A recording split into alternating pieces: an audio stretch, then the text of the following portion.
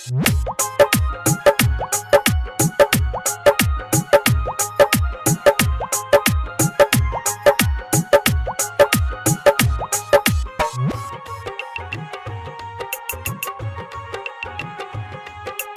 अपने सब सुन रहल छी कंचन रिकॉर्डिंग के भक्तिमय प्रस्तुति।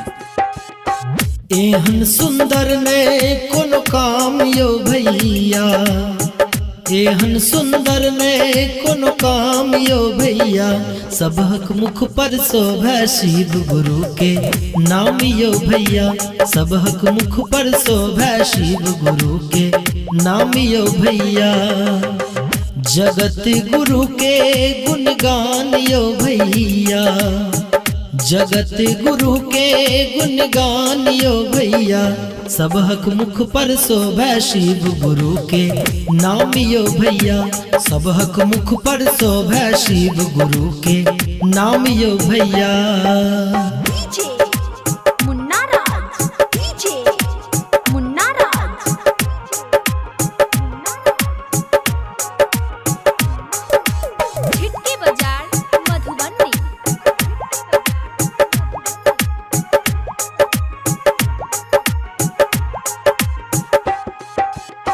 भैया हरिंदर सबके जनावैयो, तीनों विधा के पालन सबके बतावैयो।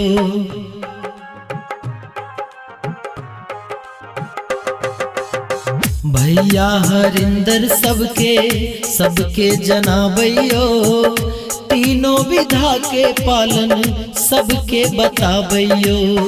जगत गुरु के गुणगान यो भैया, जगत गुरु के गुणगान यो भैया, सबहक मुख पर शोभे शिव गुरु के नाम यो भैया, सबहक मुख पर शोभे शिव गुरु के नाम यो भैया।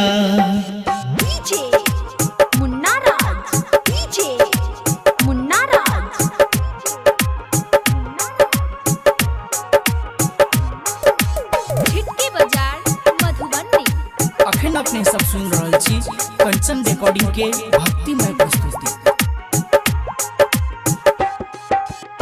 दाया गुरु से मांगू दाया के दातायो, जन जन में जाकर कहियो गुरु विधातायो।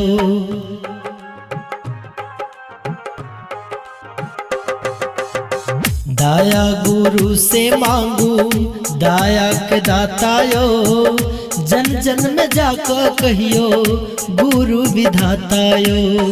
चर्चा गुरु के सरेआम यो भैया, चर्चा गुरु के सरेआम यो भैया, सबहक मुख पर शोभे शिव गुरु के नाम यो भैया, सबहक मुख पर शोभे शिव गुरु के नाम यो भैया।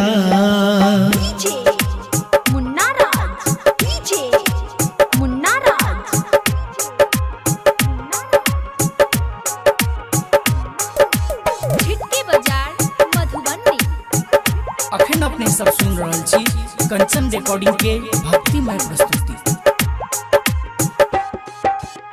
नमः शिवाय गुरु के नमन करवैयो, नमः शिवाय के भाव सा गुरु ध्यान धरवैयो।